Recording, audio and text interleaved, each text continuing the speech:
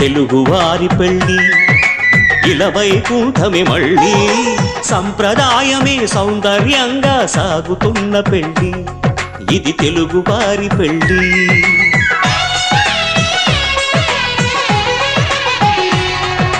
తెలుగువారి పెళ్ళి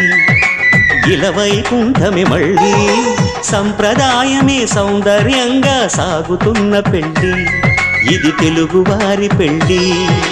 ఒకరికి ఒకరని అనుకుంటే అదే నిశ్చితార్థం ఆ నిర్ణయానికి తలవంచడమే పెళ్ళి